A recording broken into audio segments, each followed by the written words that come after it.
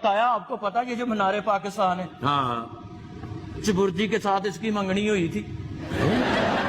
सही कह मीनार पाकिस्तान ने जवाब दे दिया था। क्यों? कहता चबुर्जी आवारा जी हैगी, चौंक च खड़ी रहंदी, ढोलां वाले विच वड़ के सुते चाचा इन्हां दोवां दा रिश्ता कराया सी लाड़ काणे ने। अच्छा लाड़ काना ते सादकाबाद दोवें मासी फूफी दे ने ना। हाँ ते सादकाबाद मंगिया सी विहाड़ी नाल। अच्छा बूरे वाले ने ते चीचा वतनी ने रल के इन्हां दा विआह कराया सी।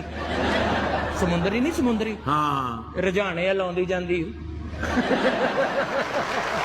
सच्ची क्या कह रहा है? ਇਹਨਾਂ ਦੋਵਾਂ ਨੂੰ ਉੱਤੋਂ ਵੇਖੇ ਚੂੜ ਕਾਣੇ ਨੇ। ਚੂੜ ਕਾਣਾ ਤੇ ਪਿੰਡੀ ਭੱਟੀਆਂ ਦੋਵੇਂ ਆਪਸ ਚ ਸਾਂਢੂ ਨੇ ਨਾ। ਤੇ ਮੈਨੂੰ ਸਾਰਾ ਕੁਝ ਦੱਸਿਆ ਨਨਕਾਣਾ ਸਾਹਿਬ ਨੇ। ਨਨਕਾਣਾ ਸਾਹਿਬ ਤੇ ਜੜਾਂ ਵਾਲਾ ਦੋਵੇਂ ਕਲਾਸ ਫੈਲੋ ਨੇ ਨਾ। ਤੇ ਜੜਾਂ ਵਾਲੇ ਦੇ ਹੱਥੋਂ ਹੜੱਪਾ ਮਰਿਆ ਸੀ। ਕਿਆ ਮਾਮੂ ਕੰਜ ਨਹੀਂ, ਮਾਮੂ ਕੰਜ ਤਗੜਾ ਨਹੀਂ ਰਹਿੰਦਾ। ਉਹਦਾ ਆਪਰੇਸ਼ਨ ਹੋਇਆ, ਐਡੀ ਪੱਤੋਂ ਕੀ ਨਿਕਲੀ।